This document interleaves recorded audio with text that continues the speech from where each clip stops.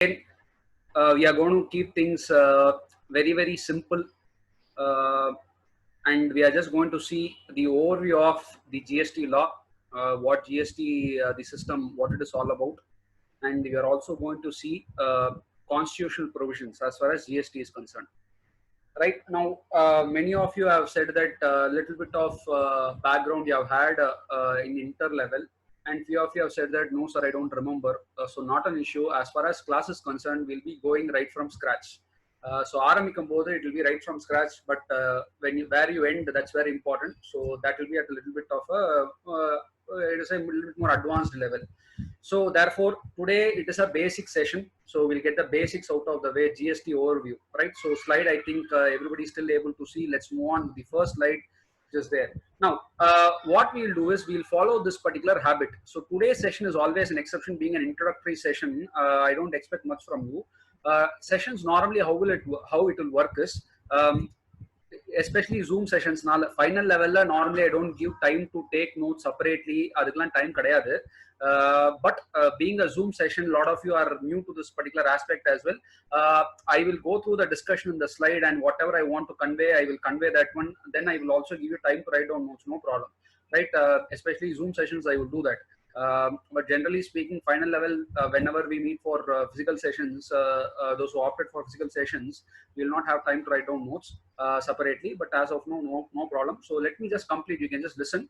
I will just complete the discussion. Then I will give you time to make a note of it. I hope all of you have required stationery today. At least today I will share everything with you, no problem. But later sessions I would require you to have a normal whatever face-to-face session notes, etc. you have with you, please have it. Now, GST law. What is the starting point of GST law? Please note, my dear friends, GST law has been in conception. It has been discussed and it has been conceptualized over many decades, right? So right from 2000s, etc. GST law has been debated about. But the real starting point of GST came via the Constitutional 101st Amendment Act. What is there in the slide marked there? So Constitutional 101st Amendment Act, that is the starting point really for GST. That Constitutional 101st Amendment Act, we had the please note, every Constitutional Amendment Act will have an amendment bill first. The bill only becomes an act later. So the 122nd Constitutional Amendment Bill was the relevant bill which was introduced. Later became the 101st Constitutional Amendment Act. Right. So therefore, this is the starting point of GST. This 101st Constitutional Amendment Act was passed on 8th September 2016, which is the really landmark date as far as the GST law is concerned. It marked the starting point of GST. Right. Now, why was this constitutional amendment required? Please note, just like service tax or excise or little bit Tamil in the middle, is it okay? Anybody has any problem? Fine. So GST, excise, let it be excise or service tax or it was introduced through just an act. For example, service tax, we had Finance Act. We had a Finance Act through which service tax was introduced. Finance Act 1994. Budget introduced. Excise, we had a Pre-Independence Act, Central Excise Act 1944. So therefore, just an act was required. GST just an act would have sufficed. Now, why was this constitutional amendment required? That is the key point that we have to note. Please note, my dear friends, GST is not just a new tax which has been brought in. It is a complete change in the taxation system itself. The way in which the goods and services were taxed earlier and what it is being taxed now under GST, there has been a paradigm shift, major shift which has been there. Right. So that's why this Constitutional Amendment Act was required. What exactly was this paradigm change, etc. Next slide, next discussions we will see. But the point I wanted to appreciate is GST is not just a new tax which was introduced. It was in fact a complete overhaul of the method of taxing itself. Therefore, this Constitutional 101st Amendment Act had to be passed. Constitution had to be amended. Then only the relevant act could have been passed. The relevant central state powers had to be amended. Then only the act could have been passed. Therefore, this Constitutional 101st Amendment Act marked the starting point of the GST law. I would request everybody to make note of the dates, wherever highlighted, etc. Dates is ரொம்ப important. I think all of you know this by now. In your examinations, a lot of MCQs are being asked. Sometimes MCQ ரொம்ப நல்லா கேட்பாங்க. Sometimes இந்த மாதிரி மொக்கையா கேட்பாங்க. The date எல்லாம் கூட கேக்குறாங்க, unfortunately. right? Therefore, these dates are also quite important. This 8th September 2016, this date is very, very important. So MCQs, wherever they are testing, 30% of your marks are MCQs, especially for CA exams, right? Therefore, in the MCQs, all these can be tested. So 8th September 2016, landmark data. Once the constitution was amended through the 102nd Constitutional Amendment, 22nd Constitutional Amendment Bill and the 101st Constitutional Amendment Act pass on apro, then the GST Acts had to be passed. Now, what are the GST Acts which are there as part of the GST law? So, GST law is concerned, these are the acts which are there highlighted in this slide. We have the CGST, IGST, and GST Compensation to States Act. So, three basic and fourth one, UT GST Act is there. So these are the four basic acts which are there as far as the central acts are concerned. So, and after that, there are a few state legislators have also passed the state acts which are there. Now, I will give an overview of this. This slide I will explain more in detail. Just give me a second. I will share my other Excel screen as well, where I will start giving the notes. Fine. So, right. Now, what are the acts which are there as part of the GST law? Now, please note, my dear friends, there are a few central acts which is passed by the central government, and there are a few state acts which are passed by the state government, right? So, what are the central acts and what are the state acts in GST? As far as the central acts are concerned, there is the Central Goods and Services Tax Act 2017, right? So, this is the base act we'll be looking at. Then we have the Integrated Goods and Services Tax Act 2017.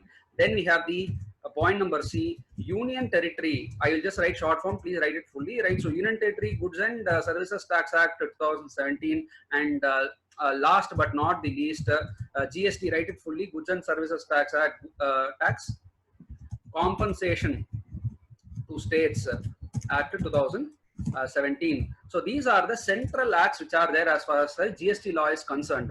Now, all these are passed, needless to say, by the central government. Is the screen visible to everybody? Is it clear? Right?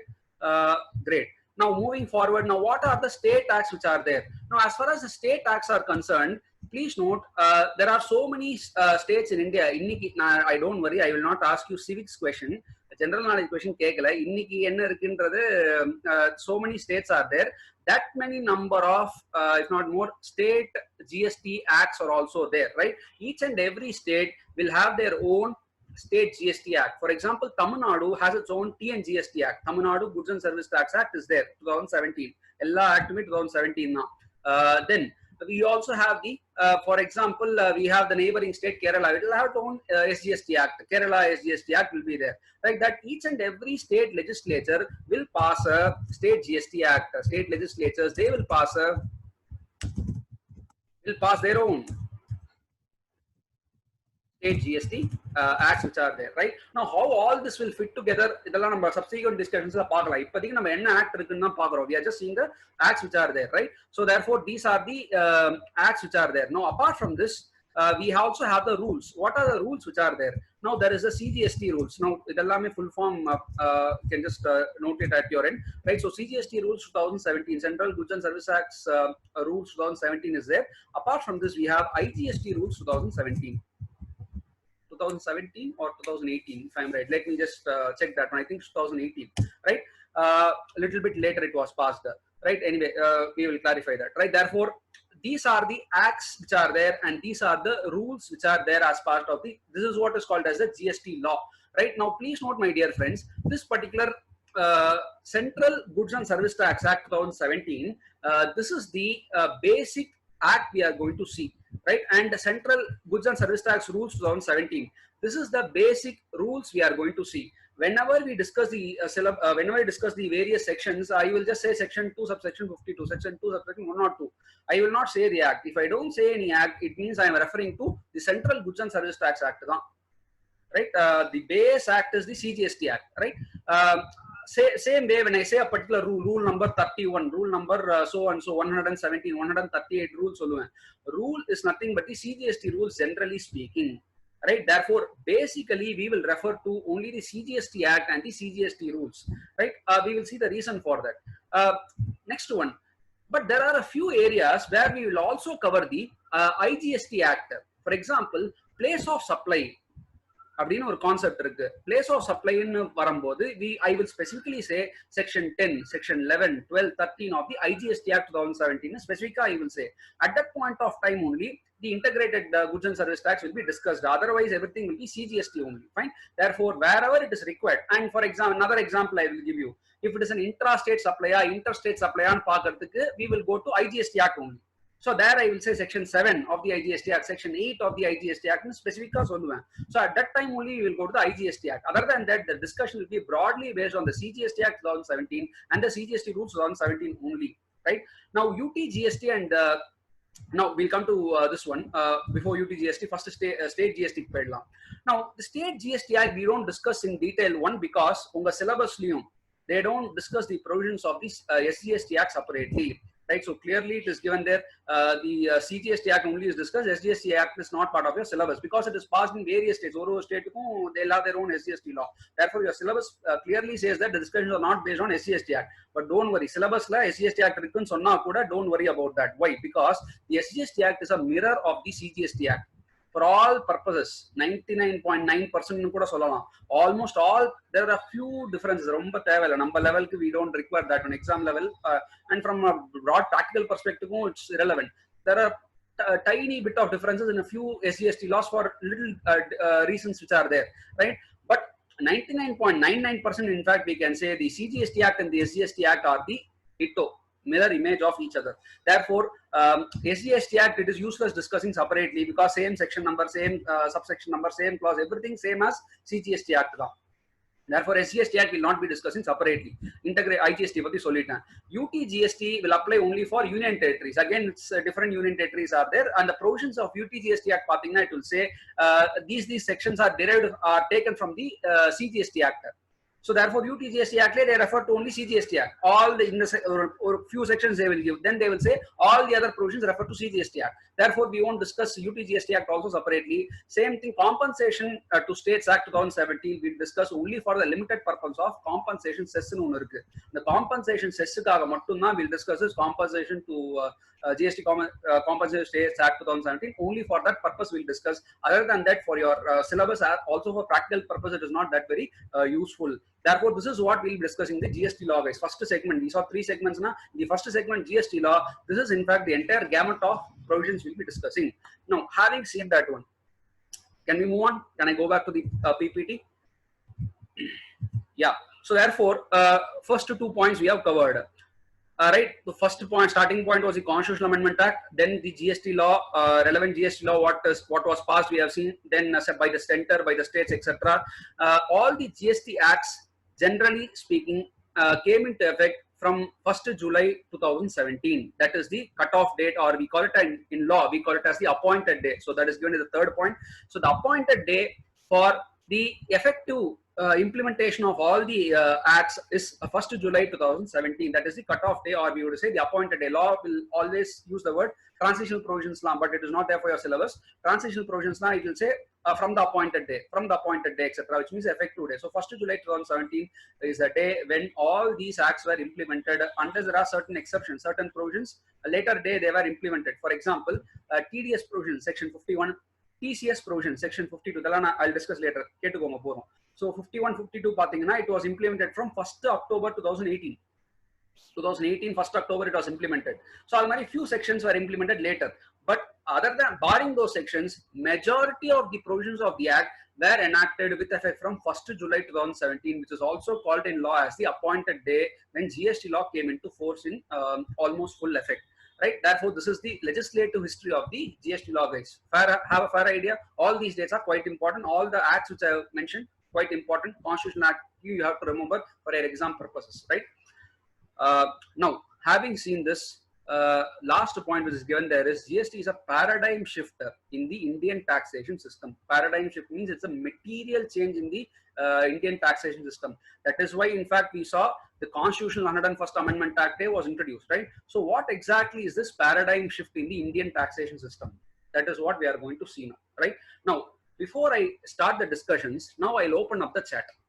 Now I want you to answer. Anna, Zoom classes especially more than 10-15 minutes I speak, I have to know whether you're awake there or not. Therefore, more so I will ask questions. So please answer my question. What you know, you tell me. Don't worry too much about answering. Just it's a brainstorming exercise. So I'll open up the chat. Can any one of you tell me what is this change that we are seeing in GST? What exactly is this paradigm change or material change that we are seeing? Enna change nadandirukku? Can you tell me that one? What is this GST all about? Change in GST all about? Can anybody please share that using chat? Please make it active. Cascading effect. And of state technical update. Okay, that is a good point. Cascading effect avoided. Okay. Kanishkant has said good. Any other answer, guys? Give me some answers. Please give me some answers. Many indirect tax are merged and single tax implemented. Good. That's also a good answer. Concurrent levy. I think already we're allowed to destination based tax. Good. All technical terms are coming. Any other answer? Consumption based tax. Ellame we will discuss in the next few slides. Good, good. Any other ella technical terms are okay. Can anybody tell me what? See, all these are okay. But do you mean to say that the earlier indirect taxes, they were not destination based tax, or earlier indirect taxes, they were not consumption based tax, or earlier indirect taxes, there was no cascading? Do you mean to say that one? I'm asking you what exact change in the taxation method that has happened? Why this constitutional amendment was required? That is what I'm asking you. All these are correct. Please no doubt, or whatever answers you are given are in fact good answers. I'm happy that you are giving all these answers, but they are theoretical answers. So can anybody exactly say? If anybody wants, I will raise your hand. I'll unmute you. You can explain through voice also. Sir. Quick answer quickly. That's it. So fine. So all answers you are given are okay. They are right. They're technically right, and that is okay. But what my question was, what is the change that has happened? Right. So what is the paradigm change that has happened? That required a constitutional amendment. That is what my question is, right? So now we'll discuss that particular change which has happened. Now, don't worry, you can listen. I will give you, as I told you in the slide, everything I'll give you time to write down. No problem, right? So you can just listen. Zoom classes nadakara varaikum, even though it may slow down the pace of the class a little bit, I don't mind. I don't want any feedback that it was not proper. So I'll give you time to write down. Don't worry, you can just listen first, then I'll give you time to write down. Right, now please answer my questions. Right, first let's take for example a person like a dealer. First we'll take a dealer. What does a dealer do? A dealer, he just buys and sells goods. Is he not? Does he not? He just buys and sells goods. With a whatever margin, whatever value addition, etc. So this is one category of person. So category number one, example number one. The second category of persons is a person like a service provider. Okay, so take this, a person like me, you keep a chartered accountant, practicing professional, a service provider, right? So two examples we'll take. Now the first example, tell me guys, the dealer who buys and sells the goods. Correct? Yeah. Before GST, before 1st July 2017, and the data fix it in your mind very clearly. Before 1st July 2017, earlier indirect taxes, minadi in the indirect taxes, what indirect tax would he have paid? His answer in chat, he would have paid VAT. Good. Kanishkanta said he would have paid VAT. Correct. Right. So therefore, this particular guy, he would have paid VAT. So I'll just keep the chat on the side. So he would have paid VAT. Correct, guys? Now this VAT was levied by which government? Central government, state government. This VAT was levied by the state. Pakka. So Saravana has said good answer. So this VAT was levied by the state government. Therefore, please note, my dear friends, this first category of dealer, first example of a dealer, he would have met only the state government. He would not have interacted with the central government at all for various purposes, right? Only the state government had the right to levy tax on this guy, right? Whereas now let's come to the second guy, service provider. He would have paid what before GST? Service tax. Fine. So service tax he would have paid. Now the service tax was levied by which government? State government or central government? It was levied by the central government. Great. Therefore, this particular service provider, a person like me, chartered accountant, practicing professional, etc., these guys would have paid only service tax. The that particular service tax was levied only by the central government. They had nothing to do with the state government. Right, guys? Therefore, this was the situation before GST, before 1st July 2017. This was the situation wherein there was one set of persons who were taxed exclusively by the state government. There were one set of persons who were taxed exclusively by the central government. Therefore, one set of us is state government, set of us is central government. This was the situation earlier. Right? Now, come to GST. This was before GST. Right? Now, come to GST. With effect from 1st July 2017, with effect from this date, what has happened? Take both these examples, be it a dealer or be it a service provider, both these guys will be chargeable to what? With effect from 1st July 2017, both these guys will be chargeable to GST, right? Therefore, please note, guys, this GST is levied by whom? This GST is levied by whom? That is the important question. Please note, my dear friends, this GST is a concurrent levy. Keta already maybe some where you have listened. Good answer. This GST is a concurrent levy both by the central government as well as the state government. Right, guys? So I'll just make a note of it here.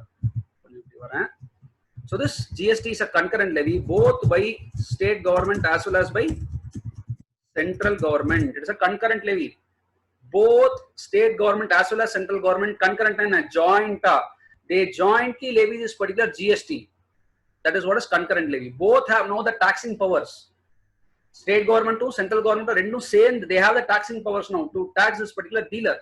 Now, what about the service provider post GST? This service provider will also pay GST. Again, it's a concurrent levy both by the state government as well as by the central government. So, the service provider is also now being taxed both by the state government as well as by the central government. Both are taxing him. Therefore, this is the change, my dear friends. Earlier, one set of persons was taxed by the state government. Another set of persons taxed by the central government. Whereas, once GST has been implemented, both these persons are taxed concurrently, both by the state government as well as by the central government. GST is being levied by both. நீங்க உடனே கேப்பீங்க, sir நீங்க intrastate transaction ஆனதா CGST, SGST ரெண்டு பேரும் they are levying the tax. But what if it is an interstate transaction, sir? What if the IGST is being levied, sir? Is that a concurrent levy, sir? Please note, my dear friends, even IGST is there. That is a combination of CGST and SGST. IGST, integrated tax, is also nothing but CGST plus SGST. And if you look at it very carefully, Article 269 pathina, in the I'll come to that. So Article 269 pathina, it says even IGST and the SGST component, it will be given by the center to the states. Therefore, even if you ask me, IGST ultimately, it is, if you look at it, both central and state government components are still there. Therefore, my dear friends, I wanted to appreciate this very, very clearly. This GST is a concurrent levy, where both the state as well as central government get the right to tax. This is change in Article 246A of the Constitution. Article 246A of the Constitution was brought in, and the 101st Amendment Act only, and 101st Amendment Act first and most important change pathina, the Article 246A has been introduced newly. Introduced newly for what purpose? To give this joint taxation powers. The Article 246A has been brought in. Article 246A clause 1 pathina, it says that if it is an intra-state supply, CGST, SGST can be levied by the respective central and state government. If it is an interstate transaction, Article 246A2 will say IGST can be levied. Then Article 269 will say the IGST SGST component will be given to the state. Don't worry, இதெல்லாம் discuss பண்ணுவோம். என்ன sir நிறைய சொல்றீங்க? Don't worry, இதெல்லாமே மெதுவா will discuss in the later part of the discussion. Constitutional provisions in தனியாவே will discuss. Therefore, what I wanted to appreciate is Article 246A was introduced just to bring this concept of concurrent levy. And the same way, as I said, Article 269A was also introduced, which says that IGST இருந்தா கூட and the SGST component will be ultimately shared with the states and சொல்றதுக்காக Article 269A was also introduced. Therefore, my dear friends, this is what is the entire change that I am talking about. அதுக்காக தான் இந்த Constitutional Amendment 101st Amendment Act was passed in the Article 246A, 269A, 279A. இதெல்லாம் they brought in new, right? So anyway, the separate we'll discuss. Sorry, fine. So this is what is the paradigm change that I am talking about. A concurrent levy concept is the paradigm change. In the concurrent levy, மறக்காதீங்க. This is the GST la enna change nu ketta idha dhaan sollanum. This is what is the concurrent levy, is the change in GST law. Now, you will immediately ask me a question, sir. all this was good only, no sir. Earlier it was good only, no sir. Why this GST they are bringing in? Why we have to study all this GST? New already it was there. Why this GST was brought in? Why this concurrent levy? All this taxation method? Why it had to be changed? Can anybody give me answer for that? Edukkaga in the GST? What was the problem? Or I will ask it this way: what was the problem in the earlier system? How that problem has been addressed in GST? Can it be answered in chat? Now again, we'll open the question answer round. Understood my question? What was the problem in the earlier regime and how that has been addressed in GST? Setting off of input. Correct? Good. That's a good. So cascading effect here, Kanishkan. So other cascading effect na adhe da sir, adhe padana sir. No problem. Good answer by the way. Setting off procedural simplification. Setting off. Okay, good. Any other answer from girl side, please? Same set of persons are answering. Divya, what about you? Come, give me an answer. Tax on tax. Okay. Keta, the basics are sound good. Any other answer? Okay. Is everybody there? Okay, so check one more time. Fine. So what was the problem in the, so now coming to the discussion, what was the problem in the earlier system? How that has been addressed in GST? That is also we can say as the advantages of GST. No, they can ask us the question, right? So we will discuss that now. So we'll discuss in detail what are the problems and how it has been addressed in GST law. Now, before we go on, idella first class na kepen Satyama next class I won't ask you. Is the pace okay? Na solra speed, is it okay with you? Yeah, Zoom nala kandipa kevu. Okay. The language, etc. Everything is understandable. Okay. So first class na adu Zoom nala kekren na kandipa kekumanta. Okay. So anybody has any reservations, please let me know. Okay, group. So no, not an issue. Anywhere any issues are there, just put it in chat. I will just stop there and we'll do the required things. Fine. So what were the problems and how it has been addressed? Let's see that particular discussion, right? So I'll just put this discussion as advantages of GST. Right. Now, first we will see issue number 1. Earlier law, enna problem, enna issue irundhathu minnadi appdin paatha. First problem we will discuss. Now, please note, my dear friends, in the earlier example, I have given only 2 examples of VAT and service tax. Anybody who has an idea of the earlier indirect tax systems, first lesson like that, inter or final level, maybe at inter level. This is the first thing we say. Now, earlier we had manufacture na excise, we had sale na VAT, we had service na service tax, like that import na customs, like that or chart perisa podum. So the point I want you to take is, in the earlier law, there were nearly not only 2 indirect taxes. I just gave an example of 2 indirect taxes. There were nearly 10 state indirect taxes, entertainment tax, under tax, luxury tax, etc., etc. There were nearly 10 state indirect taxes and 7 central indirect taxes. So you can just imagine the problem. So many 17 in total, right? So many indirect taxes were there earlier. Just imagine the problem. We saw so many problems. 17 there were so many problems, right? So because of that, what problem was there? Because of these multiplicity of taxes which were there, what was the problem which was there? So we'll see one by one. So the first issue was obviously, as Vijay was also saying, procedural problems were there, correct? So a lot of forms, lot of filings, etc. Procedural issues were there, but it is a very incidental problem. Kandipa problem na illane solala, but it is an incidental problem, right? So issue number 1, there were procedural issues. Now GST law there is only one GST concept. Therefore, even though returns padikumbodhu nariya returns paapom, but the number of returns we will say as comparatively reduced. Evlo return file pannon paatha comparatively reduced solluvom, concept la solluvom, at least ore edathila ella return file pandra mari irukku. Can we say like that? Instead of running from pillar to post across many departments, at least in one department we can do all these things. Therefore, this is one, this one which was there. Now, issue number 2, which was there. This is the major issue. Kanish was also saying concept called as a cascading effect, which was there. Right. So, what was this cascading effect? Right. This is a major advantage of GST. I'll give an example. Cascading effect has 2 meanings. Right. Now, first meaning of cascading effect is tax on tax. Right. So There are two cascading effects. Please keep that in mind. The first meaning of cascading effect was tax on tax. I'll give an example before GST which was there. Right. So before GST, what was it? Let's take an example of a manufacturer come dealer. Manufacturer come dealer. Right, guys. So now, what this guy used to do? Let's take an example. Let's say he is selling some product X.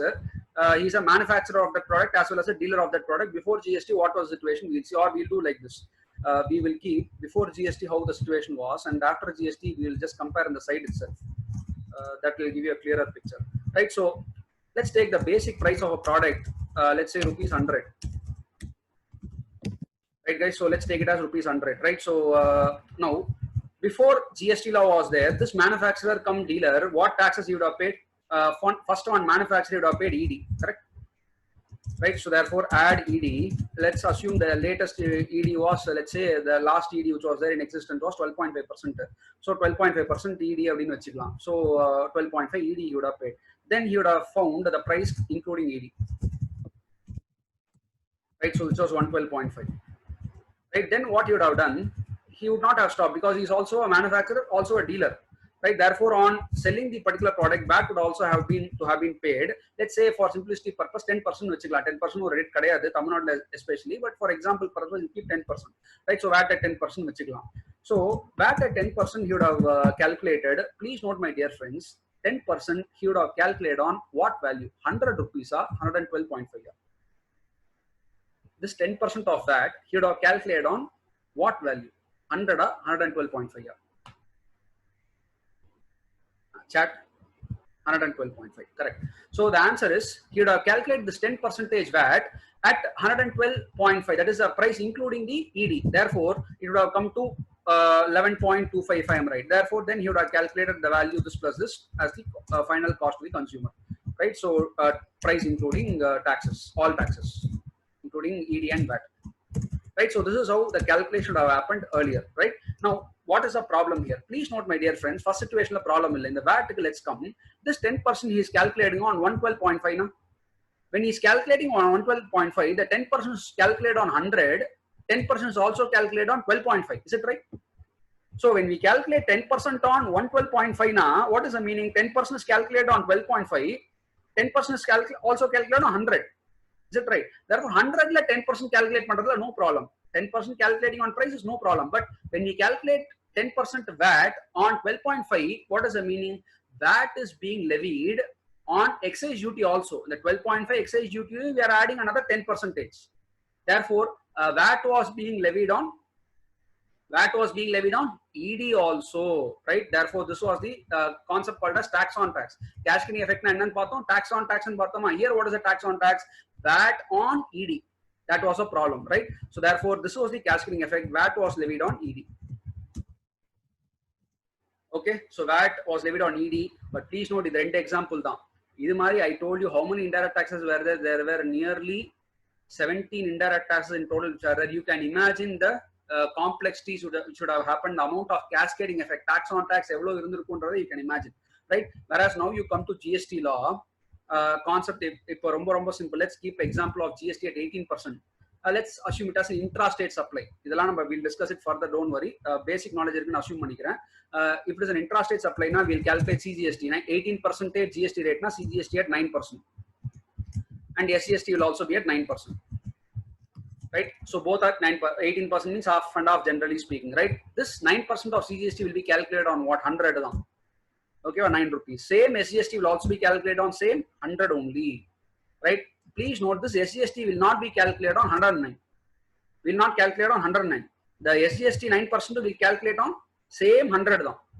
Both CGST and SGST are calculated on the same base, right? So therefore, this is what the GST law. Valuation right? So both are calculated on the same base price only, right? A few additions are the valuation we'll see, but generally speaking, they are calculated on the same base price. Therefore, if you see here, concept of final 118 there is no concept of CGST being levied on SGST or SGST being levied on CGST. There is no concept of tax on tax happening here, right? So both are levied on the same base now. Therefore, tax on tax is avoided here. Right? This is the basic tax on tax, how it is avoided.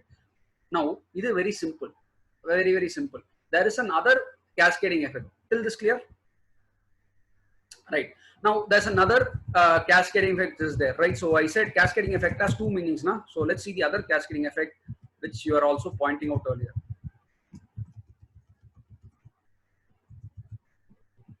Right. So the second cascading effect is also called as, yeah, this is the set off effect, right? So we'll discuss that using an example, right? So set off effect, which we can also say more the tax, more the cost. We use that term also. More the tax or more the tax, more the cost. More the cost, right? So first cascading effect means tax on tax. Second cascading effect means more the tax, more the cost, right? So what we'll see this using an example. This is also called as the set off effect. A set off effect. Now we'll take the example, same two examples of first one a dealer, second one a service provider, right? Now let's take this dealer for example. Now on his output, what he will be paying? He'll be paying VAT, as we had already discussed. Yes or no? Now, as far as output is concerned, dealer will pay VAT before GST. Right? Now, for output, for making the sale, he will pay VAT, okay. But when he buys the inputs for his business, when he buys the inputs, what all inputs can be there? Input of goods can also be there. Input of service can also be there. Is it possible? Just imagine. Let's say a mobile dealer is there. Mobile dealer is there. Let's assume for a second that mobile dealer, mobile is his output. But for selling that mobile, he has to buy that mobile. So goods can also be there. Correct? But not only will he buy goods, but he will also incur a lot of services. He will also have a lot of input services. For example, or a mobile dealership now rent, we have to take a place on rent. He has to pay rent cost on that, service tax has to be paid. Lot of consultants like us have to be hired for filing his returns, etc. A lot of consultants have to be hired. For that, he has to again incur a lot of cost on that. He will pay a lot of taxes. Correct? Now, please note. So like this, lot of goods and services can be there. Please imagine his inputs can be goods as well as services. Is it possible? Right? Now, as far as his input goods are concerned, on the input goods he will pay VAT before GST. He would have paid VAT. Whereas on his input purchase of services, he would have paid service tax. Correct?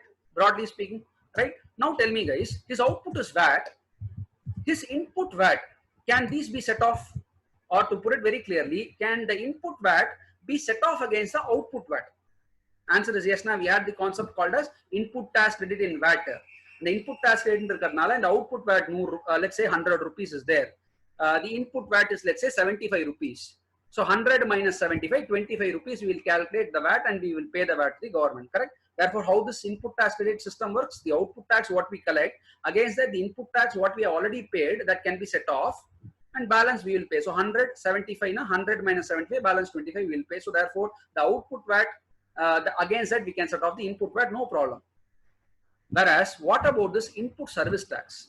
This input service tax, can it be set off against the output VAT? Answer is no.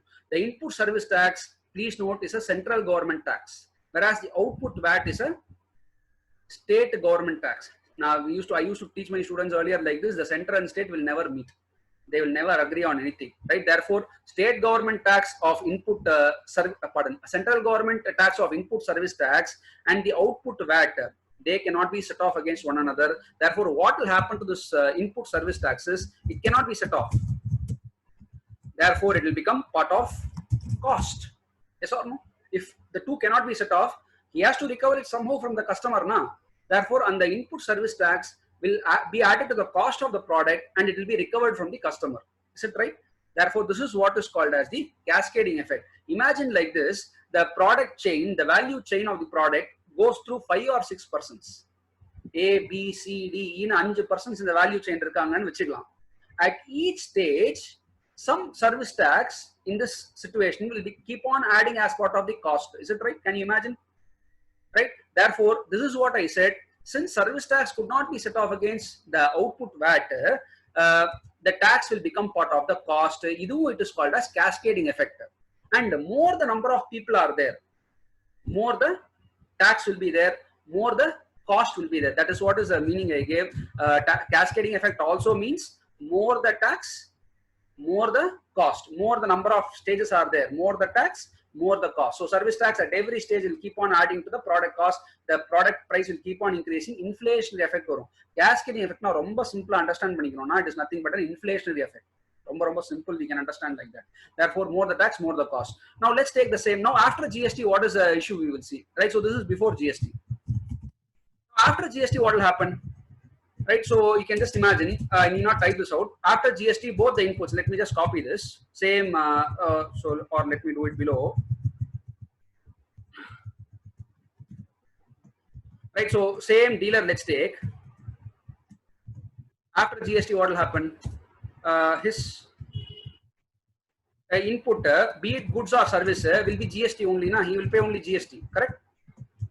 And output is also what? After GST has been introduced, there's no concept of VAT, nothing. So both is input as well as output, both is GST only.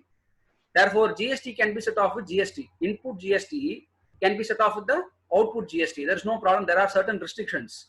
What sir, restrictions are sir, restrictions are restrictions are there. Earlier law right? So now also there is restrictions. You will see section 17 clause 5 padipom. And there are conditions, section 16, section 18, so many things are there. We will study all the restrictions, definitely are there, but the concept wise we are speaking, the input to GST, na, output is also GST only. Generally speaking, GST can be set off against GST, generally speaking.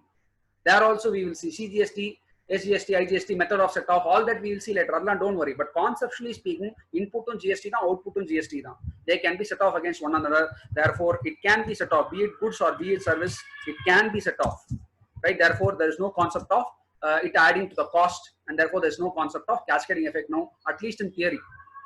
Theoretically speaking, there is no concept of any cascading effect here, right? So therefore, I'll just put it here. So both, be it input goods or be it input services, it's GST only, they can be set off. Fine guys, therefore there's no concept of cascading effect, at least theoretically speaking. Practical cascading effect when we come to the provisions, I will tell, and this provision you see there's still cascading effect, I'll tell you, but conceptually speaking there's no cascading effect, at least in concept. Fine guys, so have you is it clear? Therefore this is the major advantage of GST, which is cascading effect being avoided, right? Cascading effect means two things. Let me summarize. First meaning of cascading effect is, what is that one? Tax on tax. Second meaning of cascading effect is more the tax, more the stages, more the tax, more the cost. Both these cascading effects were there earlier, whereas in GST, both these cascading effects we have seen through example that they are being avoided, right? So this is the second major problem which was there, how it is being solved in GST. Now moving on to the third issue, right? So coming to the third advantage of GST, which is something called as double taxation or multiple taxation being avoided. Right, so double or multiple taxation being avoided. Right, so that is the third issue which was there, how it is avoided in GST, we will see. Now, I'll give an example. Earlier law, right, so let's take for example,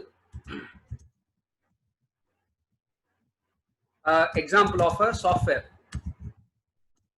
Software goods or service? Sorry, we will discuss, so many controversies were there, right? So software, please note my dear friends, the state government felt it was goods. Earlier, I'm saying, the state government felt it was goods. Why? Because they wanted to put VAT on that.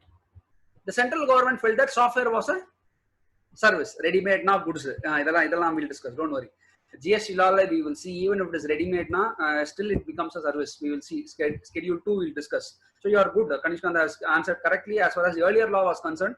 But clear, if you see practically the amount of litigation we go through, ready-made goods, ready-made software, goods, customized software, service, class theoretical, but in practice, so many show cause notice we have been facing, etc. The lines are not so clear. But I appreciate your answer. Very good. So software, if you see, there was a lot of litigation in the earlier law. The state government always felt, whether ready-made or customized, they felt it was a service. They felt it was a goods. Whereas central government felt it was a service. Why? Because they wanted to levy service tax. Whereas state government felt it was a goods because they wanted to levy VAT. Therefore, please note, my dear friends, if you look at software, I'm not sure how many of you looked at the Tally bill or any ERP bill. Minadi, but if you have seen, it was levied both VAT as well as service tax. Even though, please note, Kanishkant, even though Tally was a ready-made software, if you look at the bill, VAT service tax.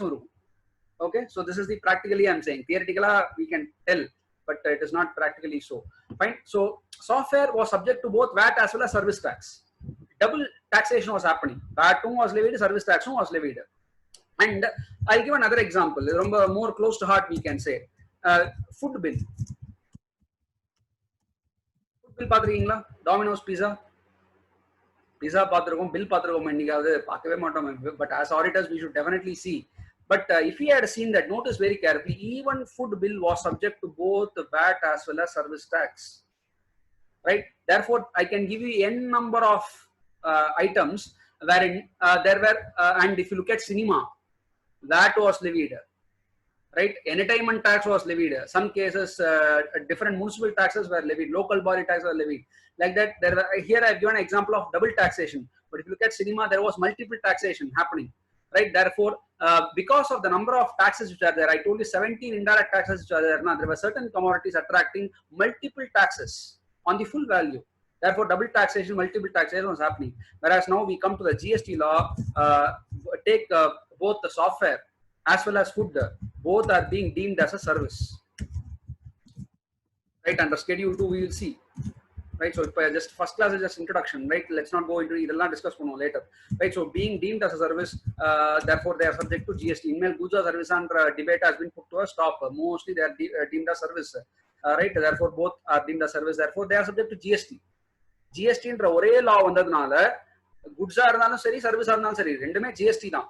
Correct? Therefore this double taxation is now avoided in GST because there's only one GST which is there. Therefore, to that extent, it is avoided. Fine, guys. Therefore, this concept of double or multiple taxation is also avoided in GST. Now, we'll come to the last example, right, which is there. Just a second. So, the last problem which was there in the earlier law, right, which is now being avoided is uniform rate of tax or uniform taxation. All over India. That's what we used to say, na. Newspapers, I'm happy nobody gave that answer. Newspaper headlines you would have seen, na, one nation, one tax. A lot of propaganda would have happened, na. So that is the books. So I have to say, but every theoretically it doesn't work out into the theory. When we come to the provision, we will see. But at least theoretically, let's discuss this, right? So uniform rate of tax. For this, I'll give an example of motor vehicle, right? You can just listen, guys, right? You can just listen. This is a cutie story of how entry tax was there. For maybe understanding purpose, you can keep an exam. Just for understanding purpose. Now, entry tax, anybody can remember. I think most of you are not even born. 1987, it was introduced. I will tell you a small story as to how this entry tax was introduced. In Tamil Nadu, entry tax was levied mostly on என்ன commodity, you have an idea? It was levied on motor vehicles, car சொல்லலாம், motor car சொல்லலாம். Okay, at that time 1987ல ஒரே ஒரு car தான் இந்தியால இருந்தது. There was only one car. What is it? அதுவா தெரியுமா? Maruti car தான். Maruti and the 800 முன்னாடி என்ன இருந்தோ அது Altoa, whatever you say, that Maruti car was the only car which was there in India. Okay, now Maruti car in Tamil Nadu, the rate was, let's say, the VAT rate which was there in Tamil Nadu, let's say, was 28%. Okay, whereas in Pondicherry, if you look at it, it was hardly 12 to 13%. 14%. Okay, 12% for understanding purpose. Right?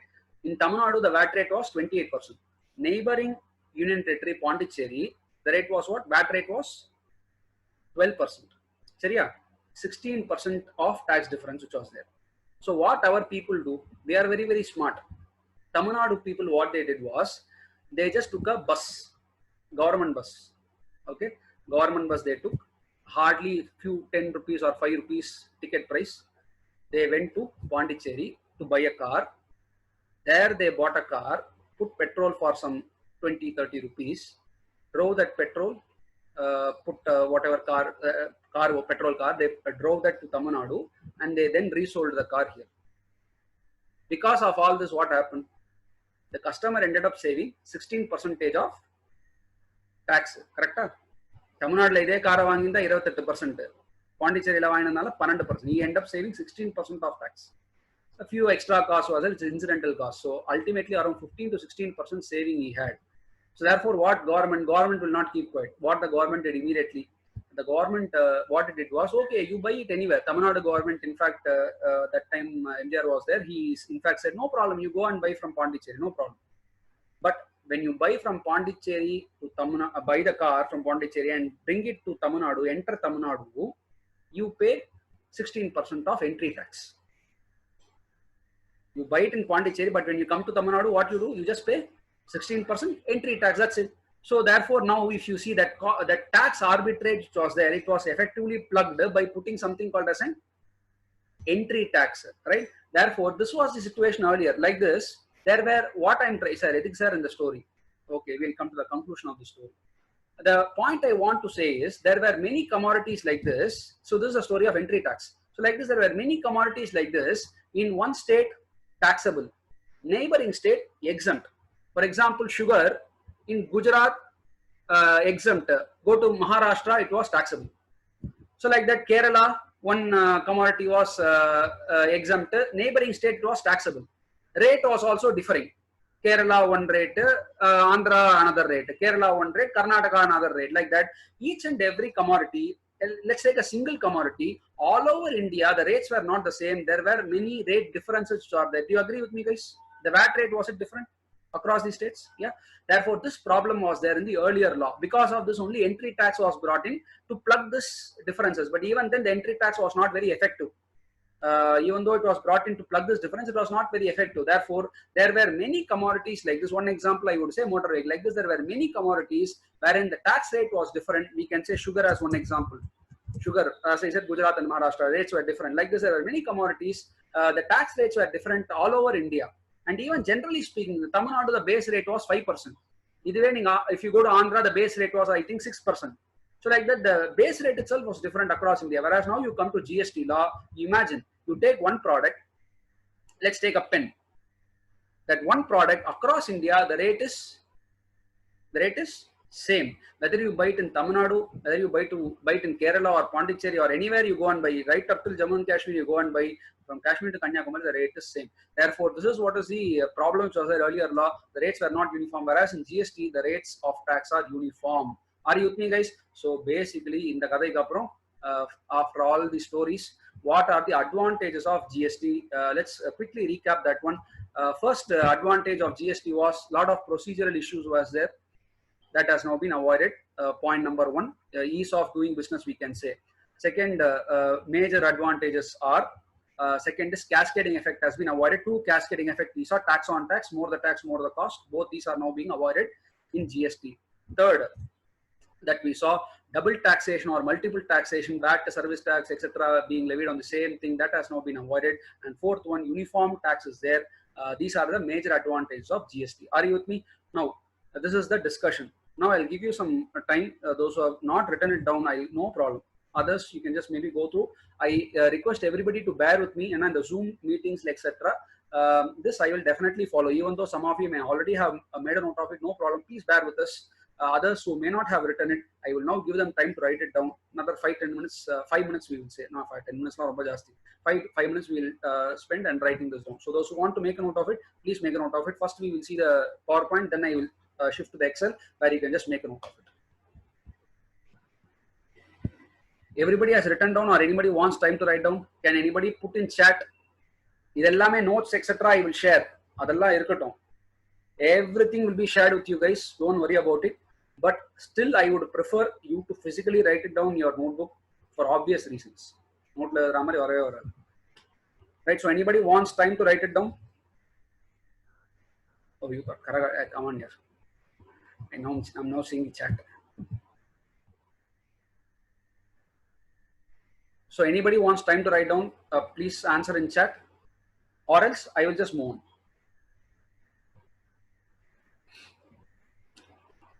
Everybody has taken it down?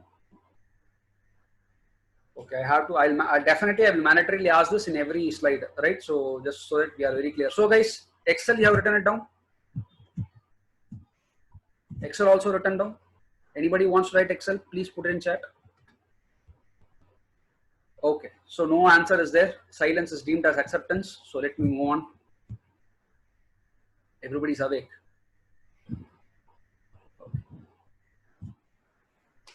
So benefits of GST also I have covered. So the next is what we have done is we have seen the legislative history of GST. We have also seen what is a paradigm shift in GST law. That also I have told you the 246A, 269A of the Constitution, all that current concurrent levy, all that we have discussed.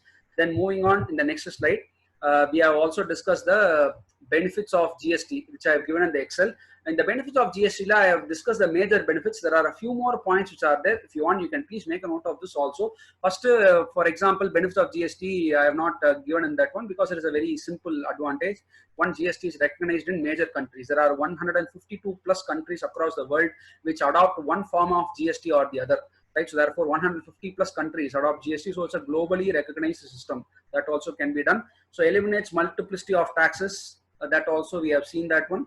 Cascading effect, how it eliminates double taxation, multiple taxation, we have seen that, and achieve the uniformity in taxes. This also we have seen. So all the other advantages we have seen. The first example, first advantage, maybe you can make a note of it. Recognized in major countries. Can we move on?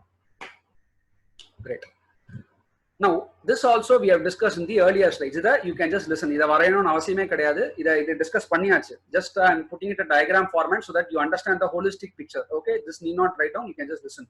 Same cascading effect only, guys. Same credit chain. That set off how it is working in the earlier system. That set off how it is working in GST law. That is what we are going to see. We already seen this. Just diagrammatically, I'm giving. Now, in the earlier indirect taxes. Earlier indirect taxes, for example, VAT. In this left side, I am covering how VAT credit chain worked, and the right side I am covering SENVAT na excise. Earlier law, SENVAT means excise, generally speaking. Service tax. These are central government taxes. Okay, so left side la state government taxes, right hand side la central government taxes. How the credit chain worked from the primary producer till the end consumer and the logistics chain la, how the taxes were able to set off. How we are not able to set off the taxes, that I have given. This already we have discussed, just to example. Now have a look at this one. Left hand side I am discussing about the VAT, guys. Please understand. When the primary producer sell it to the manufacturer, VAT credit was available. Black la kuduthirukradala and the VAT credit வந்து set off பண்ண முடியல. We were not able to set it off. Therefore, it became part of cost. Cascading effect happened. That is what is the meaning of this black. Whereas this yellow means the credit chain was available. We were able to set it off. Right, so that is the meaning. So therefore, have a look at it, guys. This particular primary producer, when he sold it to the manufacturer, VAT was levied. The manufacturer could take credit of that VAT because when the manufacturer used that and he further sold it, his output was also VAT. Therefore, he was able to set it off. Same way, when the manufacturer he put the VAT and sold it to the reseller, distributor reseller, his input was also VAT, his output was also VAT. Therefore, he was able to set it off. Therefore, the credit chain was intact. To this extent was concerned, the credit chain was intact. Whereas come to this side, the primary producer, he sold it to, let's say, a service provider. This was VAT, whereas service provider did not have VAT. He had only service tax.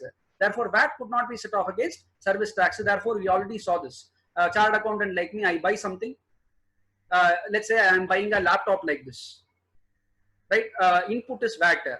Whereas my output is service tax. Chartered accountant, my output is service tax. Therefore, VAT on the laptop, I could not set off against the service tax on my professional bill. Therefore, this credit chain was broken. Same way, when the primary producer or the manufacturer sold it to the service reseller, he also charged service tax, whereas his input was VAT. VAT could not be set off against service tax. Therefore, here also the credit chain was broken. Same way, real estate. Real estate dealers were also having a lot of issues in taking the credit. Real estate patti varalam. Real estate we had something called a stamp duty. Right? So, nothing could be set off against stamp duty. Therefore, here also the credit chain was broken. Right? Therefore, in all these areas where black is mentioned, the credit chain was broken. Why I am showing this is, I just wanted to appreciate, wherever this black is being highlighted, there the credit chain was broken, the tax could not be set off. Apana, what happened to the tax? It became part of the cost. Therefore, more such chains are there, more the tax is there, the more the cost of the product happened. Therefore, more the tax, more the cost. That is what is being highlighted in this slide. Same way, come to the right hand side. Here also you see, here I am talking about excise duty or service tax. The primary producer, he could not take credit of any excise duty or service tax because he was charging only output VAT. Same way here also, the distributor reseller, he was charging only VAT. the excise or service tax credit he could not take. Therefore, here also the black is there. The credit chain was broken. Same way, real estate guy, he had only stamp duty. His input SENVAT or service tax, that also could not be set off. So wherever here also you see, even as far as the central government tax are concerned, lot of areas the credit chain was broken. Therefore, more the tax, more the cost happened. That is what I wanted to highlight. This already we have discussed, but anyway, diagrammatically we are seeing. But you look, now come to GST law. Now we come to GST law. You see the very black number of black slides which are there is very, very limited, right? In all, be it a primary producer or be it a manufacturer, be it a distributor, or be it a service provider or a service reseller, all these persons, input is also GST, output is also GST. Therefore, it could be seamlessly set off, and very, very less problem is there. Only one area, if you see, black is being mentioned. It is being highlighted in black, which is the real estate. Real estate, still stamp duty is there. GST cannot be set off against stamp duty. Petrol, alcohol, you will see, we will discuss it later. Petrol and alcohol are out of GST. Still the earlier tax are applicable. Therefore, here in this petrol alcohol is concerned, the input GST cannot be set off.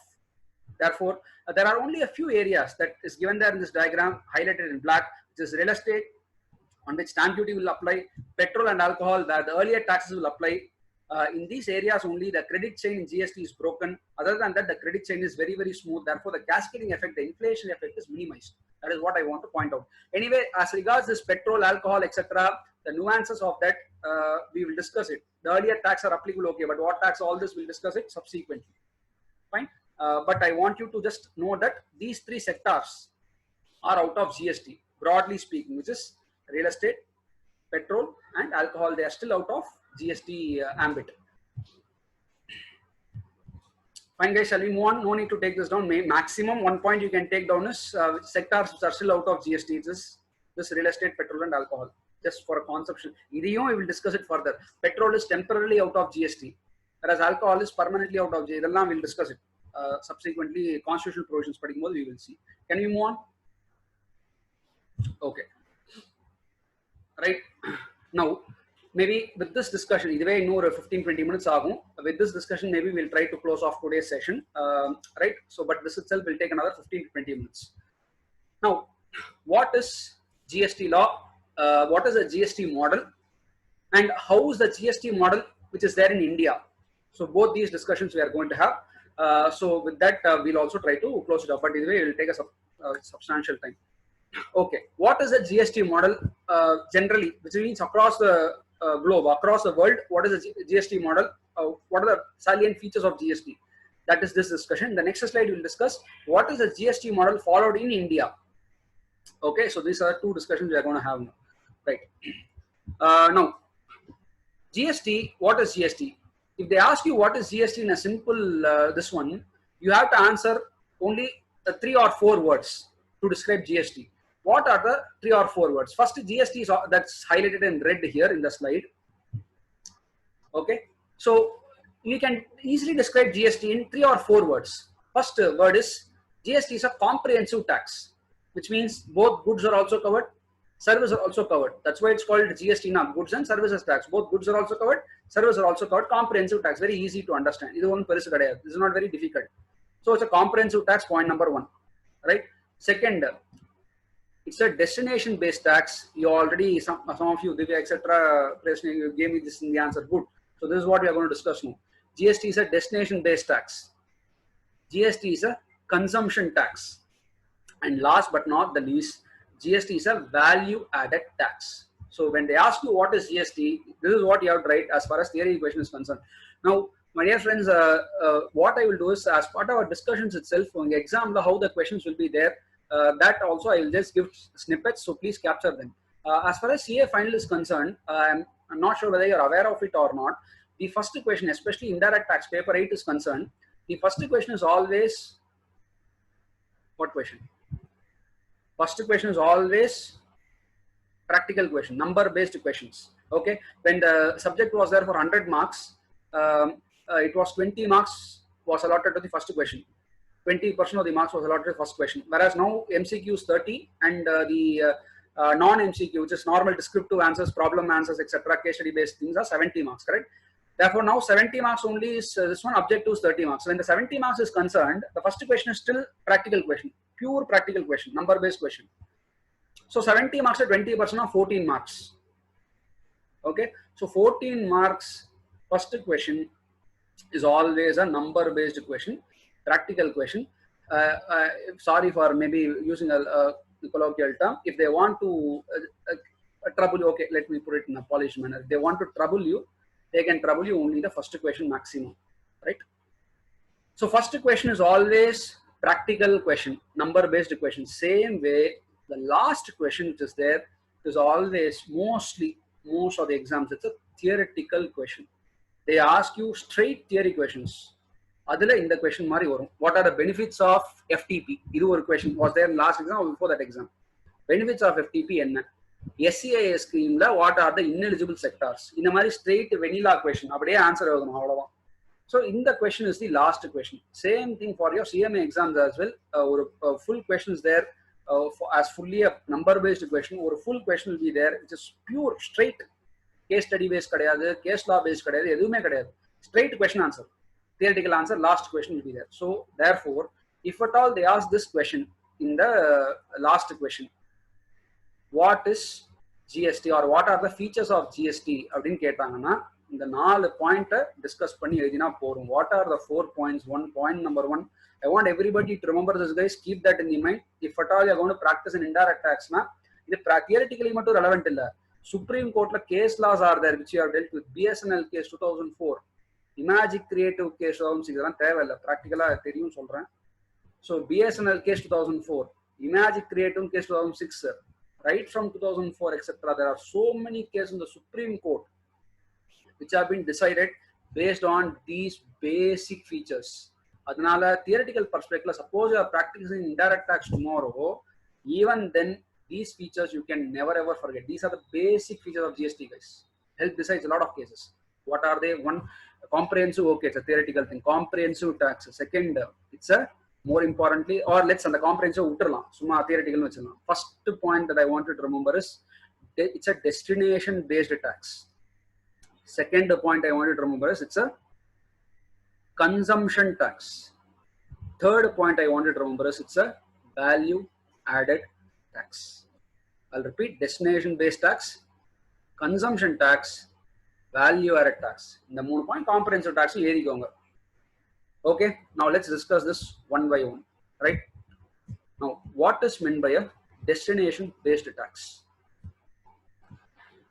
Now, features of GST. First one, it's a destination based tax. What is a destination based tax? What are the types of tax based on the destination principle, etc.? What are the types of tax? There are 2 types of tax broadly speaking. One, something called as an origin based tax.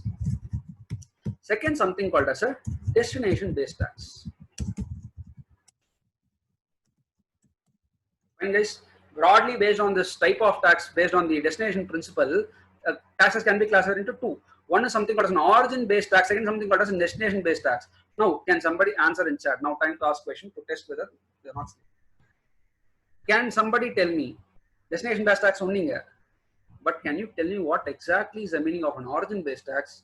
What exactly is the meaning of a destination based tax? Can somebody tell me in chat?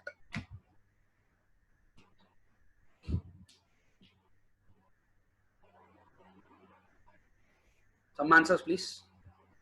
Understood the question, guys?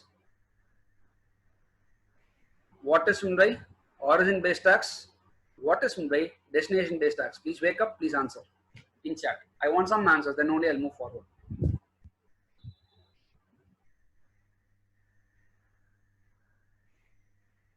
Hey, absolute silence. Come, some answers, please. Destination means recipient based tax. Okay, destination means state government will get tax. Okay. Now, Kanishkant and Keta have answered.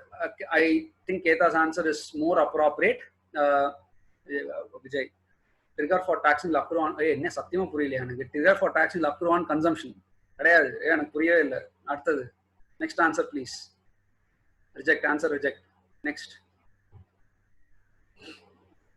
Where the goods are sold from one state to another state, recipient state is taxed. Ray, how can the recipient, Divya, how can recipient state be taxed here? Do you mean to say that the recipient state will get the tax? Okay, fine, good. So I think I'll take Divya's and as well as Keda's answer. Now, please note, guys, I'll give an example. You'll understand this better. Now, origin-based tax means you can just take a chart like this, right? So, an origin-based tax means the originating state will get the taxes. Will get the benefit of the taxes, we can say, or will have the right to tax. Like that, also we can say. Okay. So the origin based tax means the originating state, or we can also say as the manufacturing state. The manufacturing or the originating state will get the benefit of the taxes. One example for this is central sales tax. CST முன்னாடி இருந்தது கேள்விப்பட்டிருக்கீங்களா? CST, Central Sales Tax Law, not GST, CST. CST is an example of an origin based tax. For example, let's say a particular good is being manufactured in Tamil Nadu by a seller in Tamil Nadu and it is being sold to a person in Andhra Pradesh. Let's take it like this. Okay guys, so in this case, which government will get the right to tax under CST law? Interstate sale is happening. Earlier law CST will have been levied. Now who will get the benefit of these taxes? TN government will get the benefit of CST. Okay. So therefore, the benefit of the taxes goes to the originating state, or you can also say the manufacturing state. Okay, for example, in this case, TN to AP means seller is in TN, buyer is in AP means TN government will get the benefit of the taxes. TN government. Okay, that's the idea. Whereas in destination based tax, now appudiya opposite, not the originating state or the manufacturing state will get the benefit of the taxes, rather the destination state, or where the or we can say consumption state. Okay, just like originating and manufacturing state, we can say the consumption state, right? Or we can say the destination state. Okay, so that particular state, just a minute. So that particular state will get the right to tax. Are you with me, guys? Will get the benefit of the tax.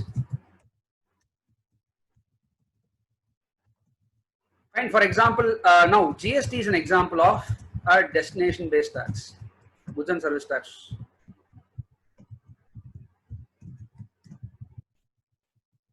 Right, so GST is an example of a destination based tax. So let's take the same example of just here. TN, the seller is there, AP, the buyer is there. Here, which government will enjoy the benefit of the taxes, guys? Not the TN government, rather the AP government will get the benefit of the taxes. Please note, this is what is very critical as far as constitutional provision, Article 269 la paathom illaya, 269 etc. adula in the principles are late. Sir, enga sir solli irukku. Everybody will tell you destination based tax and origin based. Where exactly is it given? That also you should know. That is what is called as understanding of the law. Few of you said that I want to understand the law as well. Where is this particular destination principle enga kuduthirukku appdin paatha? Article 269A clearly lays down this destination principle. There it says that the goods are moving from Tamil Nadu to AP means, please note guys, Tamil Nadu government will collect the GST. Tamil Nadu government la dealer irukkaru. Tamil Nadu dealer will pay to Tamil Nadu government. Okay. But when the goods are moving to Andhra, the Andhra consumer is taking the input tax credit of that one. Then in that case, Tamil Nadu government will transfer to Andhra government the equivalent amount of IGST. Are you with me? So Tamil Nadu government will collect from the Tamil Nadu dealer, okay. But when the goods are going to Andhra and the Andhra guy is consuming that particular product, taking the input tax rate of that product, an inter-governmental settlement will happen. The Tamil Nadu government will settle the funds to the Andhra government to the extent of the credit that is being utilized in Andhra. Therefore, ultimately, who will enjoy the benefit of the taxes? Not the Tamil Nadu government guys. It acts as a collection agency. But the ultimate benefit of the taxes will vest only with the AP government, the destination government. Are you with me guys? So this is what is the difference between an origination based tax and a destination based tax. This is specifically there in Article 269A. If you ask me where it is, enga sir 269A clearly lays down these settlement principles. Are you with me guys? So now, more importantly, this is why when GST was introduced, exam understanding. This is why when GST was introduced, lot of state governments, manufacturing states, for example, Tamil Nadu is a manufacturing state. We are a manufacturing state. for your information. Like that, few other states. Gujarat is also a manufacturing state. They all made a huge hue and cry. GST should not be introduced. Why? Earlier, the manufacturing state used to get the bulk of the revenue in an origin-based system, whereas once GST was introduced, it became a destination-based system. Therefore, the manufacturing states, they will end up losing the revenue. Tamil Nadu government, for example, will lose the revenue. Gujarat being a origin state will lose the revenue. Manufacturing state will lose the revenue. Like that, all the manufacturing states raised the problem. Then only this compensation cess concept was brought in. The central government said, don't worry. Whatever revenue loss you get because of shifting from this origin-based taxation to destination-based taxation, whatever revenue loss you are getting, we will compensate that. For that, we will levy a cess. Don't worry about that. In fact, we will guarantee you 14%, 14% year-on-year increase in your tax collection. We will guarantee that one. Like that, the compensation cess concept, GST compensation to states act, we saw na, that act was brought in. This is the story behind all that. Adala story exam idu porum.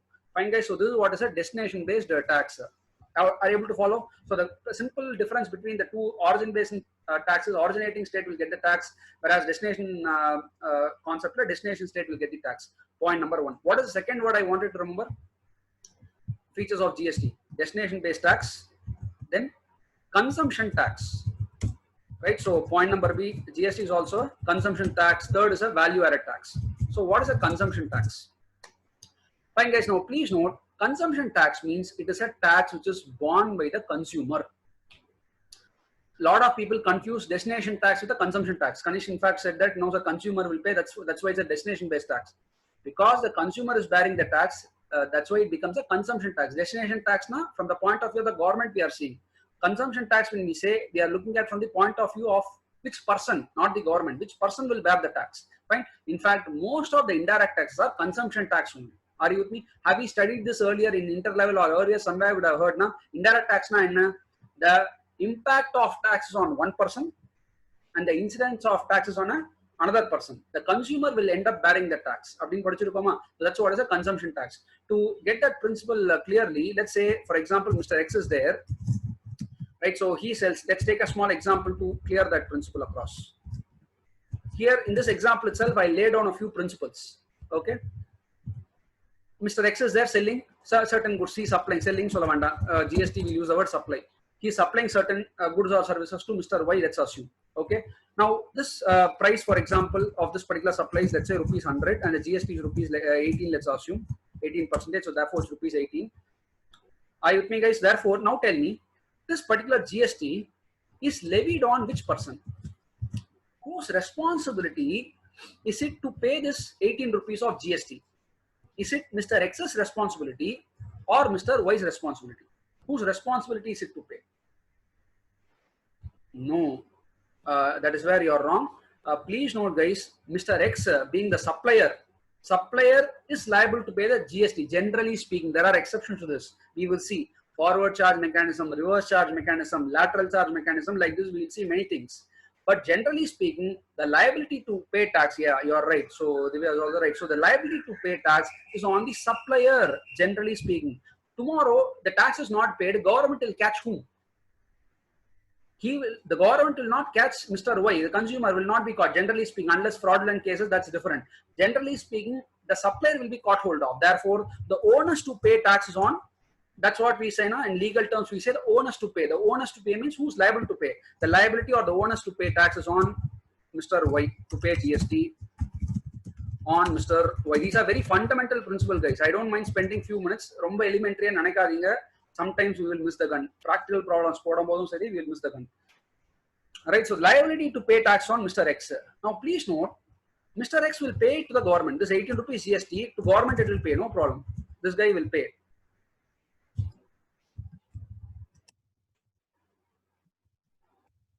Mr. X will pay to the government this 18 rupees GST, okay. But ultimately, once he supplies the goods, he will collect from Mr. Y. From him, Mr. X will collect how much? He will collect rupees 118, is it not? After rendering the supply, he will collect 118 rupees, is it not? He will collect this price of 100 rupees plus 18 rupees also he will collect from Mr. Y. Is it not? That's how indirect tax works. In all your bill, you will pay GST also. So, therefore, the incidence may be on Mr. Pardon, the impact may be on Mr. X. Whereas the incidence of this tax, ultimately who's bearing this?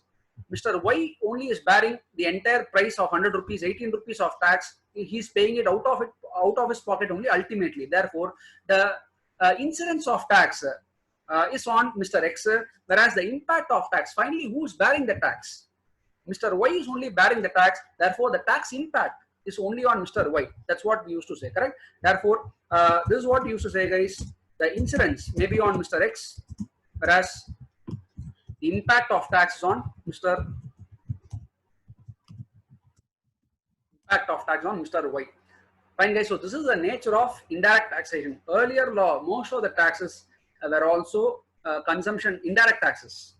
There are also consumption-based tax only. GST is also consumption-based tax. Ultimately, the tax is being borne by the consumer. Fine, guys. So what is consumption-based tax finally? The impact of tax is borne by the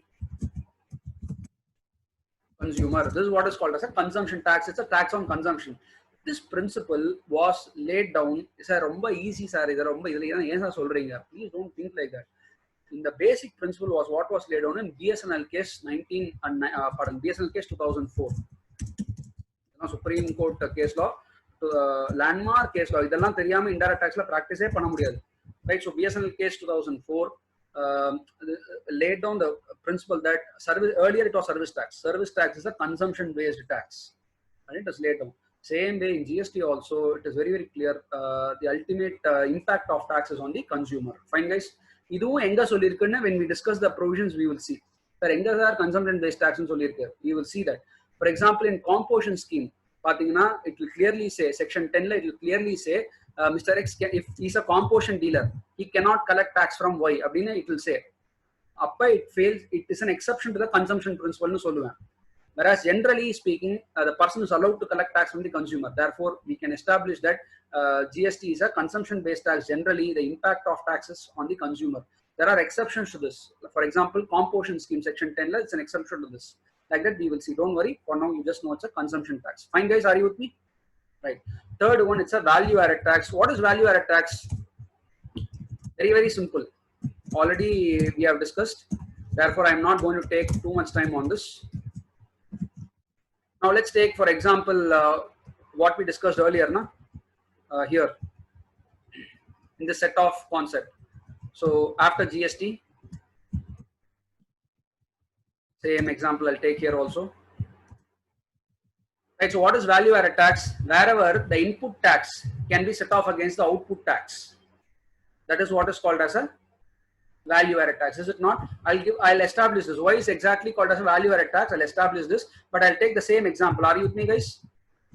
So whenever the output tax and the input tax can be set off. For example, here we took the example of a dealer. We saw that after GST, the output is also GST. The input tax also, be it goods or be it service, it will be GST only. Therefore, input GST can be set off against output GST like that, right? Therefore, wherever such input tax rate concept is there, it becomes a value added tax. How? I'll tell you. Now, let's take, for example, here the dealer is Mr. X. Okay. Now, let's see how Mr. X will calculate his GST.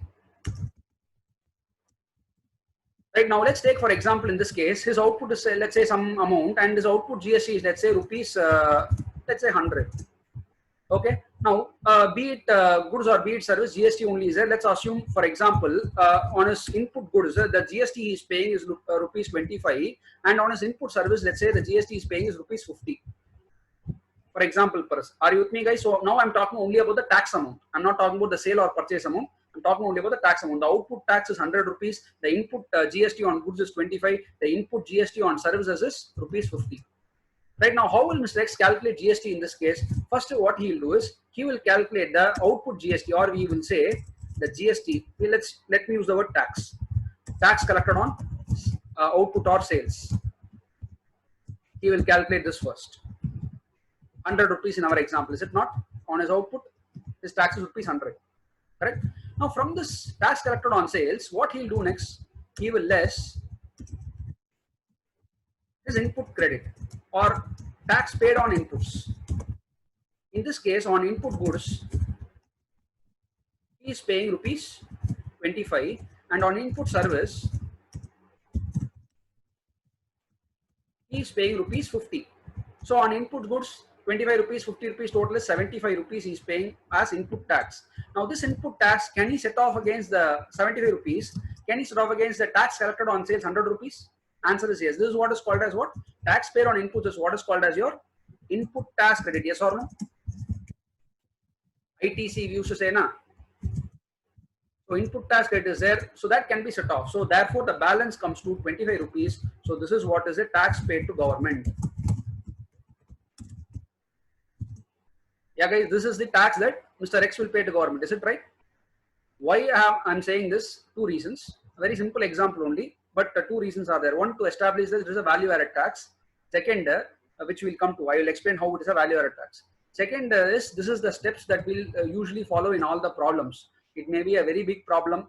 It may run to 1-2 pages, or it may be a very small problem, hardly few lines.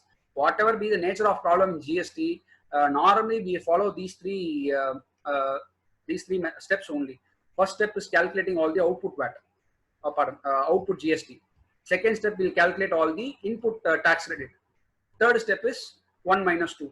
Output GST minus input GST will be the net GST payable. So in these three broad formats only we'll be working out most of the problems. Alright, so unless the nature of the problem requires it, we will not change the format.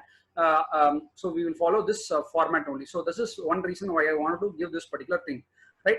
Second reason is why this is called, because of this input tax credit only, it is called as value added tax. Why it is called as a value added tax? Now listen. Now when we, can you tell me first what is value added? Can anyone tell me what is meant by value added? What is the formula for value added? Can you value added full formula on the value added concept, financial reporting, accounting la padikira formula la venda. Basica tell me what is meant by value added. Value added means nothing but sales minus purchase, broadly speaking. Correct? Yeah. I got some this one. Can it be understood that tax is levied only when the dealer is making some value addition to the product? Okay, we can say it like that. But please note, we will see that in valuation also. Value addition illana kuda product, even if you sell it for a loss, even then tax has to be paid.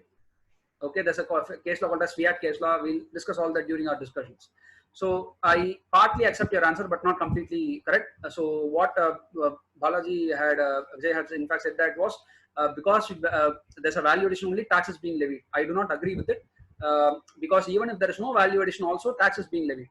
Okay, so that answer is not precisely correct, but somewhat acceptable, right? Now, first to answer, to come in our discussion, can you tell me what is the basic formula for, conceptually speaking at least, what is value added formula? Value added means nothing but sales minus purchase, is it not? Correct? So therefore, please have a look at it here. Here also we are following the same thing only. When we say here sales minus purchase we are doing, same way here we are doing what? Tax on sales minus tax on purchase, is it not? So can we say that sales minus purchase means value added na? Tax on sales minus tax on purchase will be equal to tax on value added nu solalama? Are you able to get my concept? When we say sale minus purchase is value added, same way here we can say tax on sales minus tax on purchase means we are ultimately levying tax only on the value added, conceptually speaking, is it not? Can we say like that? Therefore, since sales and purchase are allowed to be set off, ultimately the concept is that the tax is being calculated. I wouldn't say levied like what Vijay had said. Tax is being calculated, at least conceptually speaking, on the value added component only. Therefore, since tax on sales minus tax on purchase irkarnala, we call it as tax paid to government is nothing but the tax on value added. So this is the conceptual understanding. But value added illana kuda tax kattano, that we'll see in practical. But conceptually speaking, since tax on sales minus tax on purchase irkarnala, ultimately the tax is being calculated on the value added of the component only, right? So you can do this mathematical calculation also and see. If you calculate, simply speaking, 100 rupees on this, let's say sale value, tax, let's say 100 rupees in the tax straight away. Let's assume the sale value is 1 lakh, purchase value is 75,000, right? The value added is 25,000. Okay, let's take that sale and purchase value. So you calculate 1 lakh 18%, 75,000 18%. We calculate panni arrive pannalum the answer will be same, or we calculate 1 lakh minus 25,000, pardon, 1 lakh minus 75,000, 25,000 18% calculate pannalum same answer will come. So mathematically speaking also we can say that ultimately tax is being calculated only on the value added. Fine, so all that is okay, but just simply put it, tax on sales minus tax on purchase we ultimately end up calculating tax on the value added, like that we can say. Therefore guys, fine. So finally when we say GST, what are the features of GST? What are the three things ultimately we have to remember? One, what are the 3 points? One, it is a destination based tax. Second is a consumption tax. Third, it is a value added tax. Fourth is a comprehensive tax. That's okay. A very easy point. You can just make a note of it. Are you with me? Fine. Now, so with this slide comes to an end. So does anybody want time to write down this slide? Does anybody want time to write down, or else can I move on? Please answer in chat. Okay, please write down. Kanishkan wants time. Please write down. No problems.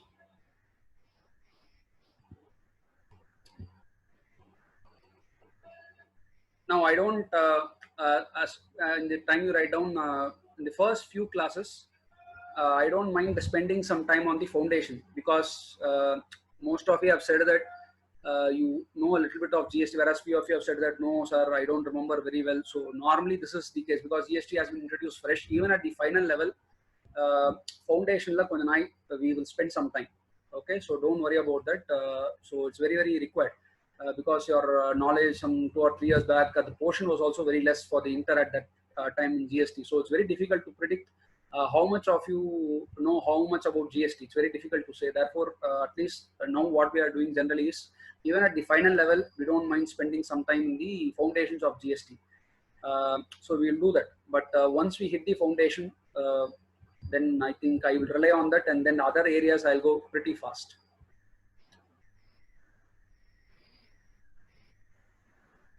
Done. So anybody else wants to write down this slide? Can I move on? Yeah. Fine. So Excel. Does anybody wants to make a note of it? Everybody done?